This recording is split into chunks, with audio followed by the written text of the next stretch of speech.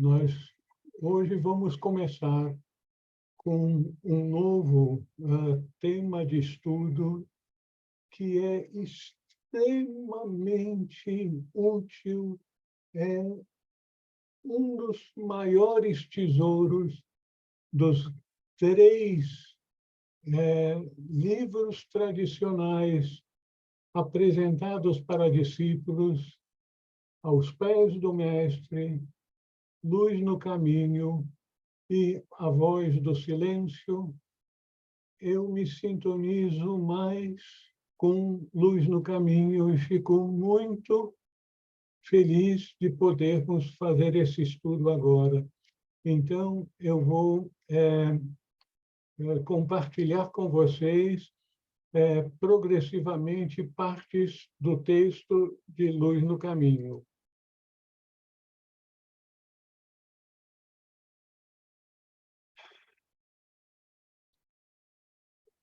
Começamos em Luz no Caminho com luz vindo no caminho. Essa foto é muito sugestiva da luz que filtra do alto e nos guia ao longo do caminho da vida. Então, vamos agora apresentar os textos e comentários de Luz do Caminho. Essa é a nossa primeira reunião de várias que teremos até o término do nosso estudo. Existem inúmeros caminhos para o alto. Para cada nível evolutivo e cada temperamento, existe um caminho mais apropriado. Pode parecer estranho para algumas pessoas que existam inúmeros caminhos para o alto. Sim, isso é o caso, por exemplo, do caminho do místico, do crente nas religiões tradicionais, para aqueles que são ocultistas, enfim, cada temperamento e cada nível evolutivo, para cada nível evolutivo e cada temperamento, existe um caminho mais apropriado. E cada um de nós, intuitivamente, acaba encontrando o seu caminho apropriado naquele estágio evolutivo em que ele se encontra. Como vocês sabem, a nossa regra do jogo é, a qualquer momento, vocês podem interromper para sugerir alguma ideia ou para fazer alguma pergunta. O caminho ocultista é geralmente referido como o caminho acelerado, em que o aspirante é aceito como discípulo por um mestre que passa a guiá-lo. No entanto, um caminho acelerado na vida espiritual, como na vida material, se nós estamos numa estrada indo a 60 quilômetros, 80, 100, 150 quilômetros, cada velocidade na estrada física do mundo exterior é comparada com a velocidade que nós decidimos seguir o nosso caminho espiritual. E quanto mais rápido, mais acelerado for aquele caminho, mais perigos nós vamos encontrar. Poucos candidatos estão preparados para enfrentar os rigores do caminho ocultista, porque quanto mais oportunidades, quanto mais aberturas tivermos no caminho diante de nós, quanto maiores forem essas oportunidades, maiores as dificuldades que nós vamos enfrentar. Pode parecer paradoxal, mas procurem fazer um paralelo com uma viagem de carro. Quanto mais rápido nós formos, mais rápido nós vamos chegar ao nosso objetivo, à nossa meta. Mas, assim como na estrada física, é o mesmo na estrada espiritual. Quanto mais acelerado, mais perigo nós vamos enfrentar. Que perigos são esses? É o fato de que nós vamos precisar nos adaptar com muita rapidez e muitas vezes sem aviso prévio que tem uma curva à nossa frente e nós não estaremos preparados e no caminho acelerado a gente pode ter acidentes e acidentes sérios que muitas vezes demandam esperarmos mais uma vida para prosseguirmos no caminho. Não é para assustar ninguém, mas se nós derrapamos no caminho espiritual, fazemos o que não é esperado, exigido de um discípulo aceito, nós vamos derrapar e vamos precisar aguardar uma outra vida para continuar. Daí, precisamos estar muito cientes da responsabilidade que nós assumimos ao solicitarmos sermos aceitos como discípulos do Mestre e aí nos engajarmos num caminho acelerado. Luz no caminho é uma dádiva dos nossos irmãos mais velhos aos discípulos determinados que, ao longo das eras, fizeram e renovaram o voto de trilhar o caminho. Eu sublinhei essas palavras ao longo das eras. Isso está no texto, nos comentários.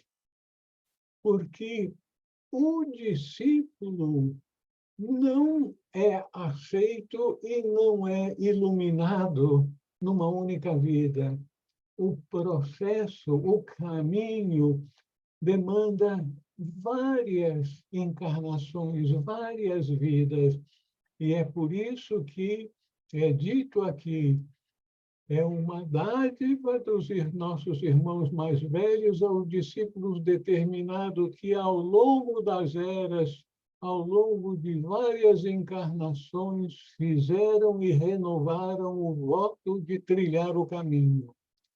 Então, é isso que nos aguarda.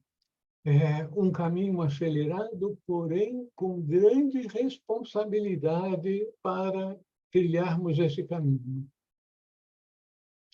O caminho visa a expansão de consciência do discípulo.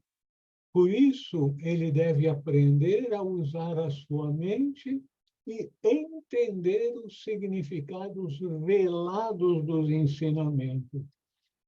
O caminho não visa nos dar muita informação a respeito de etapas avançadas da vida espiritual. Não, o caminho visa a expansão de consciência do discípulo. Então, nós temos que fazer uma entrega ao Mestre de que nós queremos ser aceitos como discípulos dele. Então, antes de sermos aceitos, nós vamos nos tornar discípulos em provação. Então, teremos que ter muita atenção às curvas, às pedras, às dificuldades que nós vamos enfrentar no caminho. E vão ser várias dificuldades, porque o caminho é para fortalecer a determinação daqueles que querem se preparar para tornarem-se portadores da luz para outros irmãos ao longo da jornada da vida. Então, para nos tornarmos portadores da luz, teremos que abrir nossos corações e nossas mentes para recebermos a luz, para que possamos, então, nos tornar portadores, disseminadores da luz, que aqui no nosso texto é chamado a luz no caminho. Esse entendimento de luz no caminho é gradual. Nós vamos precisar ler inúmeras vezes o texto e meditar sobre o seu significado mais profundo. Ler inúmeras vezes o texto e meditar sobre o seu significado mais profundo. Em cada leitura, novos significados serão encontrados. A gente lê e cada vez a gente descobre mais significados. Sim, exatamente. Nós vamos aumentando a nossa capacidade de captar ensinamentos que estão velados na linguagem tradicional de textos esotéricos, em que nem tudo é revelado abertamente. Nós vamos ter que garimpar as pepitas de ouro que se encontram veladas na linguagem que nós vamos encontrar ao longo de nosso estudo. Então, reitero, em cada leitura, novos significados serão encontrados. Precisamos fazer muitas leituras com o coração e a mente abertos. Introdução ao nosso texto. O livro consiste de 2 partes, cada uma com 21 regras, sendo 15 as mais antigas. As 15 regras curtas em grupos de 3, cuja origem perde-se no tempo, foram escritas em sânscrito arcaico. Existe um elo em cada uma das regras desse grupo.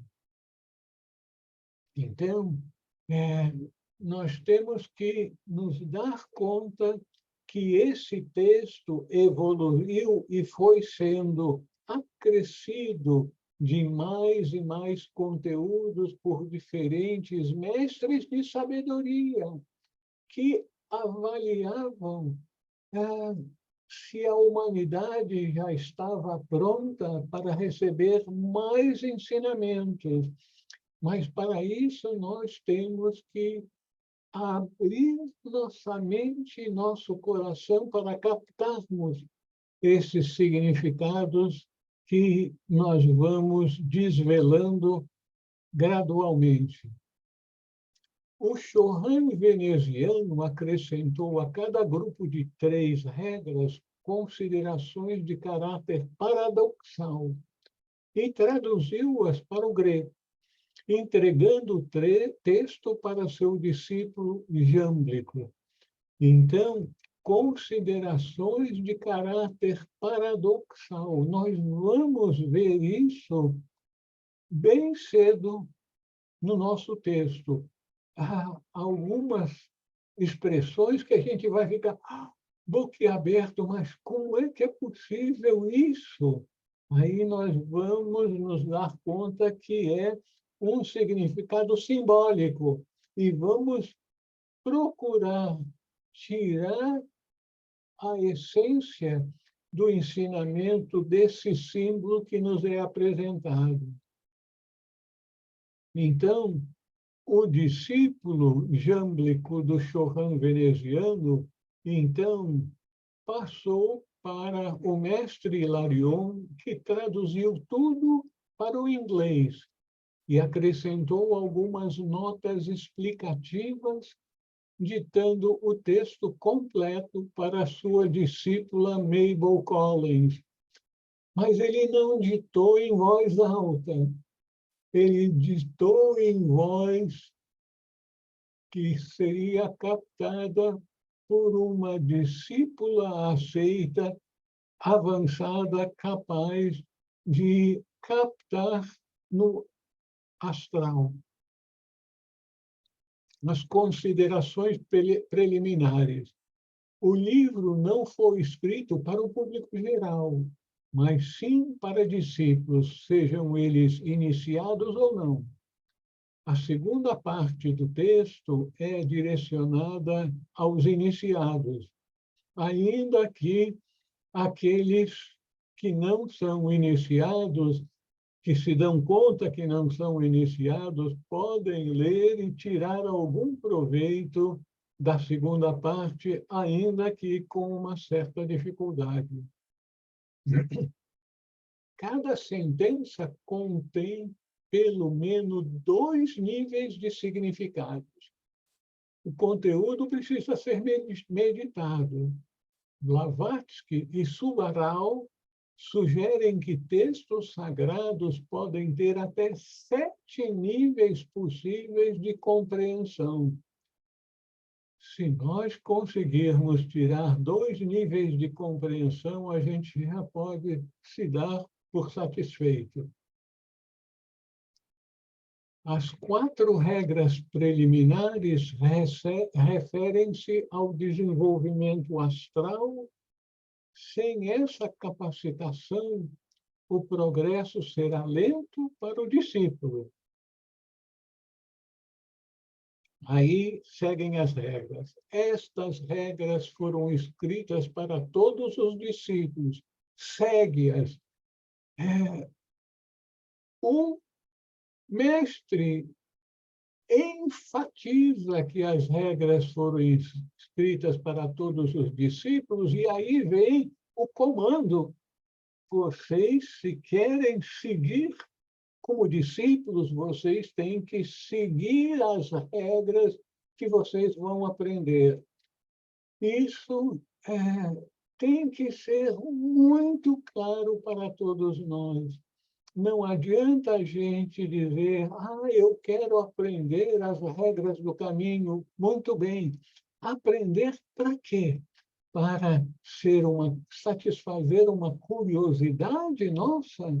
Ou para ser uma orientação de como seguir o caminho? Para seguir o caminho, nós temos que seguir as regras que foram estabelecidas para que os discípulos possam seguir o caminho.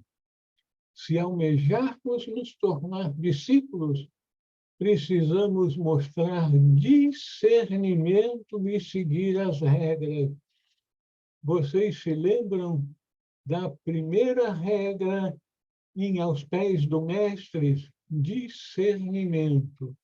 Discernimento é o sine qua non, o primeiro degrau na escada rumo ao alto. Se não tivermos discernimento, nós vamos tropeçar muito rapidamente ao longo do caminho. E o discernimento, nesse caso, já que nós queremos saber as regras, nós temos que nos determinar a seguir essas regras. Elas podem parecer paradoxais e exageradas para aqueles que estão condicionados pelos valores deste mundo, mas refletem a sabedoria milenar dos irmãos mais velhos. Então, nós temos que partir de uma premissa absolutamente necessária. A premissa que os irmãos mais velhos, os mestres de sabedoria, sabem o que os discípulos precisam saber e fazer para progredir no caminho. Então, se os mestres nos apresentam regras para o caminho, nós temos que ter discernimento para seguir essas regras. Então, essas regras, por mais paradoxais e exageradas que possam parecer a nós, são absolutamente necessárias. Antes que os olhos possam ver, devem ser incapazes de lágrimas. Ih, meu Deus, o que isso significa? Que a gente não pode mais chorar? As 4 considerações preliminares visam ajudar o discípulo a superar sua identificação com a personalidade. Os olhos serão incapazes de lágrimas se nós não nos identificarmos mais com o nosso veículo terreno, que é utilizado pela alma para a sua expansão de consciência, para que ela possa voltar para casa. Então, essas regras do caminho demandam sacrifícios para a personalidade que está acostumada a venha a nós o vosso reino. Eu quero mais e mais e mais para curtir, aproveitar a vida. Mas para o discípulo, a vida tem como propósito seguir o caminho. E seguir o caminho vai demandar muitas opções de nós nos dedicarmos ao bem da humanidade em vez de melhorar a nossa situação pessoal. As 4 considerações preliminares visam ajudar o discípulo a superar a sua identificação com a personalidade. Nos lembrarmos sempre que nós somos a alma. Então, devemos estar sempre preparados para alimentar a alma, trazer tudo possível, todas as experiências necessárias para o progresso da alma. Tornar-se indiferente ao que vem de fora com relação ao eu pessoal, como as críticas, o desprezo, o sarcasmo e o insucesso. Porém, sem tornar-se insensível à dor do outro. Esses sentimentos de críticas, desprezo, sarcasmo e insucesso dos outros devem motivar-nos a estendermos compaixão para com os outros, mas nós devemos nos tornar como que atletas que, pelo treinamento intensivo, conseguem superar a dor, o cansaço e prosseguir na sua jornada. Para o iniciado que vivenciou a sabedoria da lei, todo sofrimento é indicativo da operação da justiça suprema que leva à correção.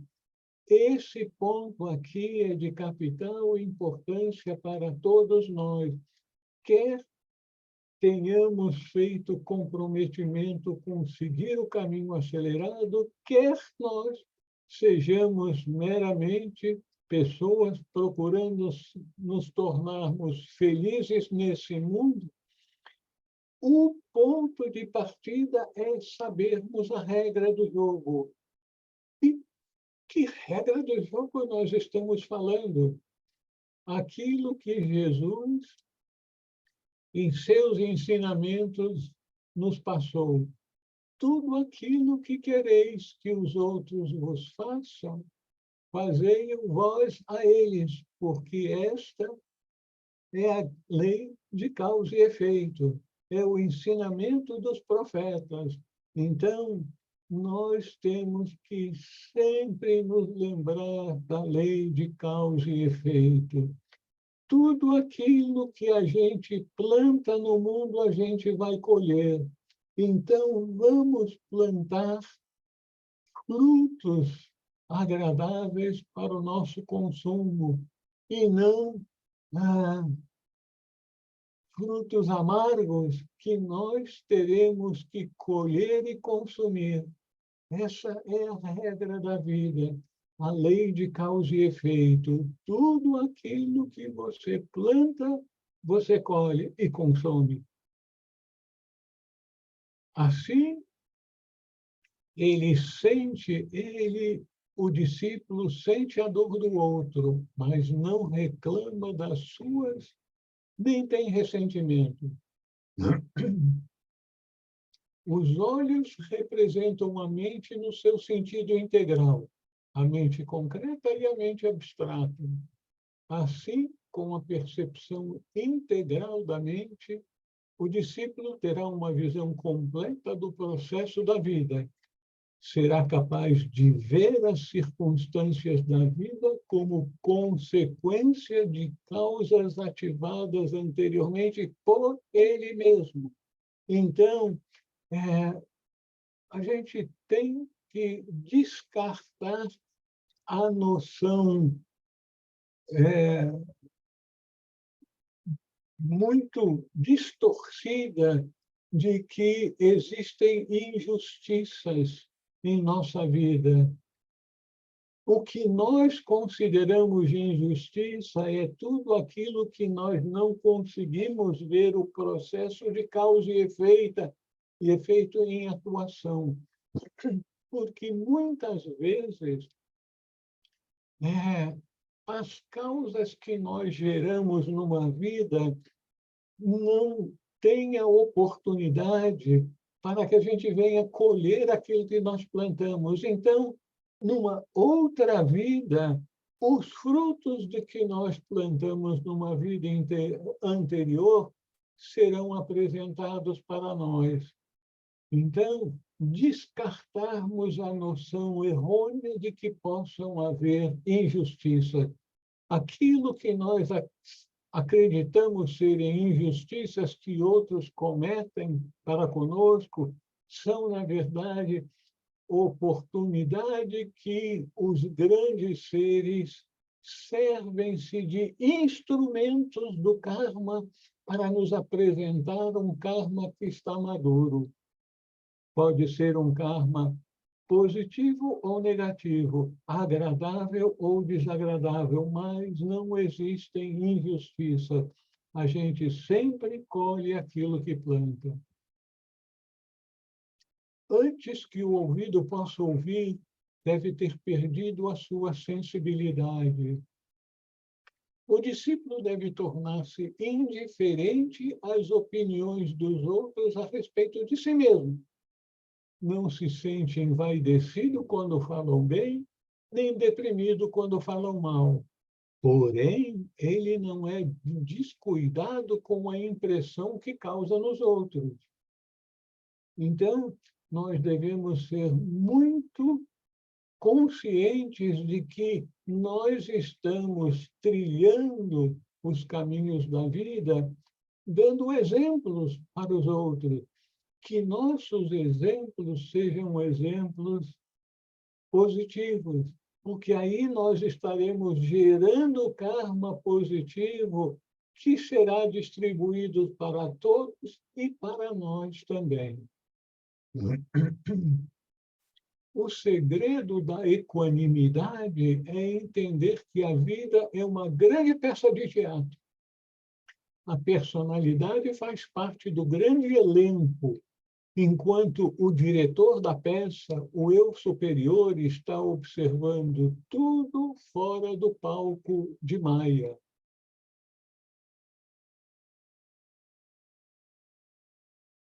Ao desenvolver dons psíquicos, o discípulo passa a conhecer o pensamento dos outros. Com isso, teremos maior razão ainda para não nos deixarmos afetar pelas opiniões alheias que estão sempre variando. Isso é muito importante para nós. À medida que nós formos progredindo na vida espiritual, nós vamos desenvolver dons psíquicos.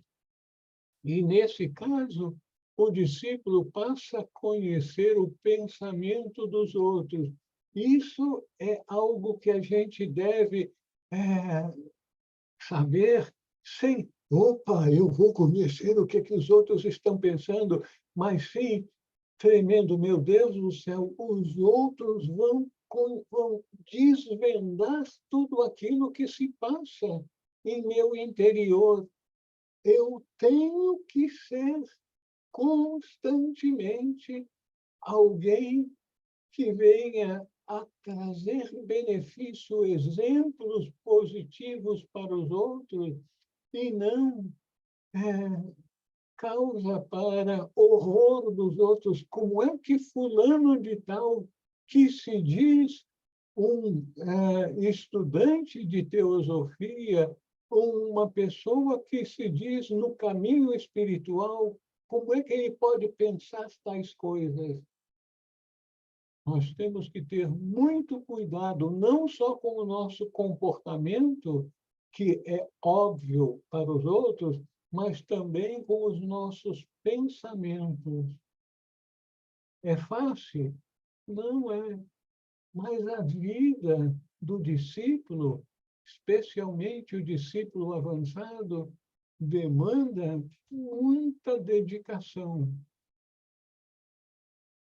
Chegará um momento em que o discípulo vai procurar minimizar o karma gerado pelos comentários maldosos dos outros, tentando assim não dar margem a tais apreciações. Prestem atenção, meus irmãos. Procurar minimizar o karma gerado pelos comentários maldosos dos outros, os comentários dos outros.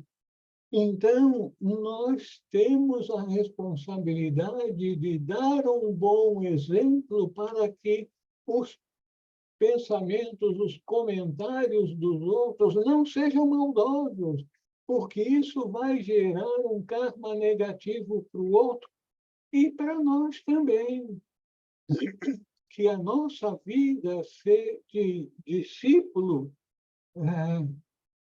que está comprometido com o caminho, seja uma vida ilibada, uma vida de exemplo a ser seguido pelos outros que desejam acelerar a sua jornada espiritual.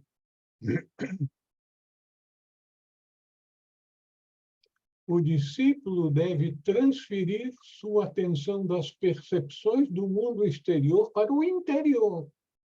Para isso, o que o ouvido deve ouvir é a voz da intuição.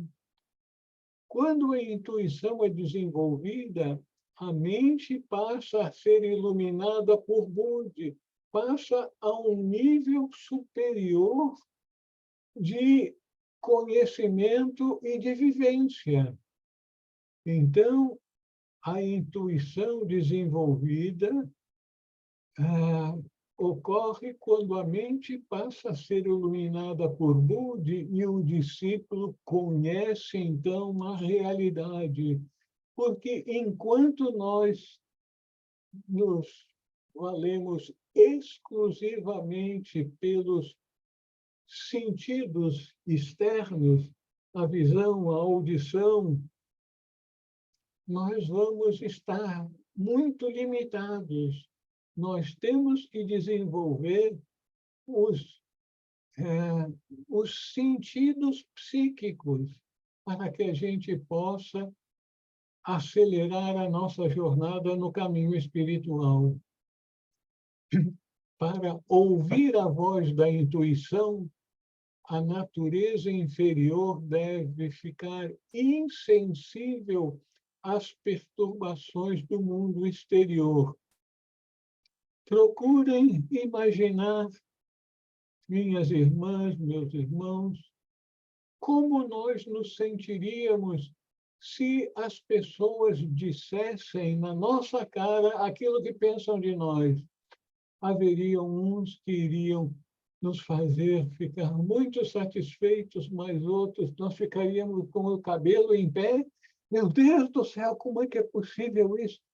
Nós iríamos passar por grandes provações. É por isso que nós temos que aprender a ficar insensível às perturbações do mundo exterior.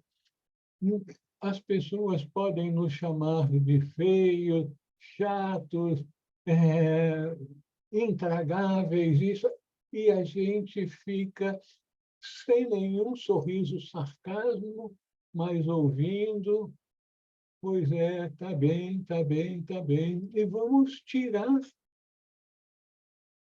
proveito daquilo que possa ser revelado a nós, que nós não estávamos até então cientes daquele aspecto negativo, ou que poderia ser interpretado como negativo para as outras pessoas.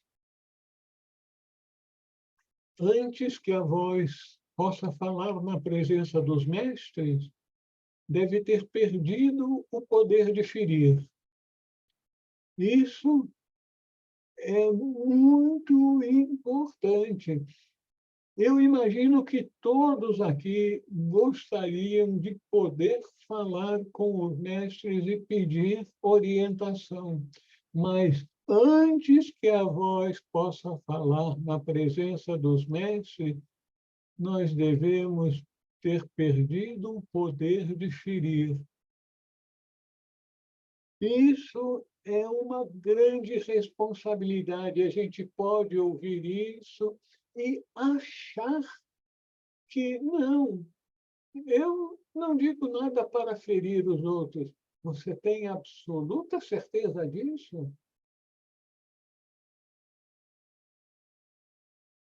O objetivo do discípulo é ajudar a humanidade a libertar-se do sofrimento. Por isso, não deve fazer nem falar nada que cause sofrimento. Não julgar, não criticar, mas acolher e aceitar. E essas palavras aqui merecem ser gravadas em nossa mente. Não julgar, não criticar, mas acolher as pessoas e aceitá-las como elas são.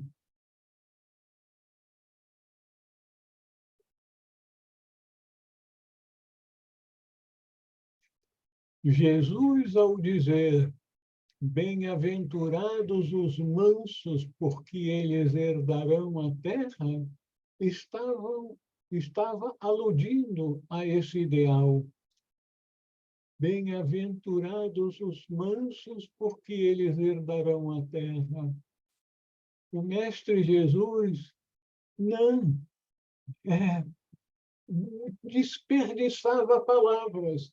Os seus ensinamentos tinham uma tremenda profundidade que muitas vezes não são levados em consideração. Então, herdar a terra significa herdarmos os poderes do mundo.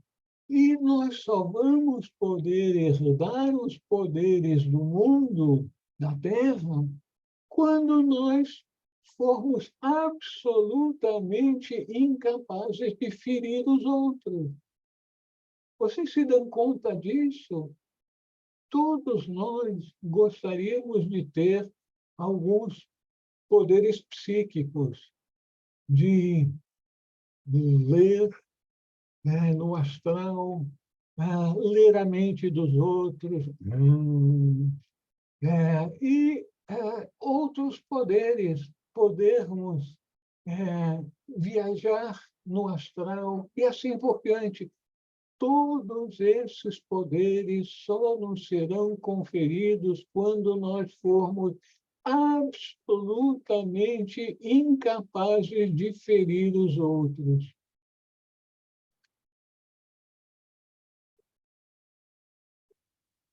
O que fazer para perdermos o poder de ferir?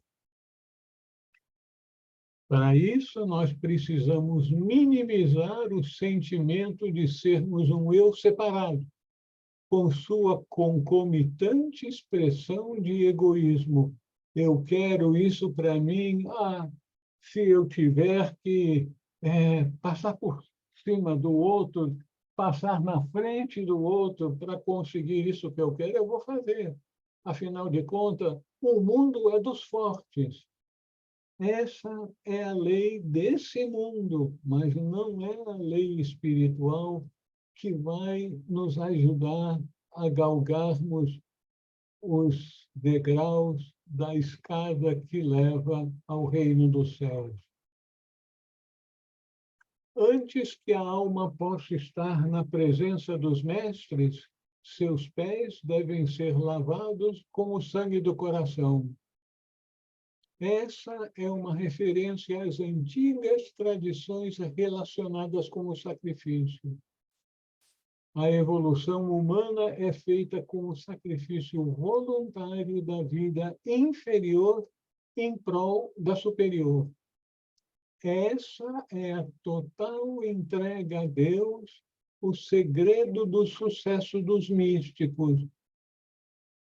Os místicos progridem numa velocidade incrível por causa disso, a total entrega a Deus. Nós devemos nos lembrar do caso do jovem rico que deixou de seguir Jesus quando instado a vender seus bens e dar tudo aos pobres para então seguir o Mestre. A parte mais baixa do corpo humano, os pés, simboliza a natureza inferior, que deve ser simbolicamente lavada com o sangue do coração, as emoções sacrificadas. Esse é o sangue do coração. Sacrificarmos nossas emoções como teste de comprometimento total ao serviço da humanidade, sob a orientação do Mestre. O discípulo aceito precisa desenvolver sua visão interior. Para isso, deve fortalecer-se para atuar de forma consciente no astral. Precisa tornar-se imune ao prazer e à dor, pois no astral experimentará oscilações entre esses dois extremos com grande intensidade. Minhas irmãs, meus irmãos, eu sugiro que vocês se perguntem: eu estou pronto a me tornar imune ao prazer e à dor, experimentando as oscilações entre esses dois extremos que vai ocorrer no astral? Não sejam muito rápidos em responder antes de pensarem bem a respeito das consequências disso. Uma chave sobre o significado essencial dessas 4 regras iniciais é dado numa nota da segunda parte. Ser capaz de ficar de pé é ter confiança. Ser capaz de ouvir é ter aberto as portas da alma. Ser capaz de ver é ter alcançado a perfeição. Ser capaz de falar é ter desenvolvido o poder de ajudar os outros.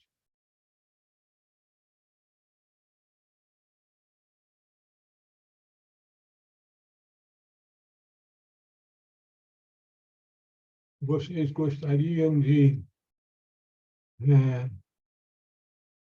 fazer alguma observação?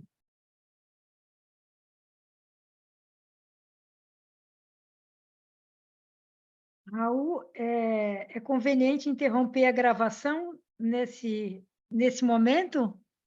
Sim, senhora, muito bem, bem lembrado.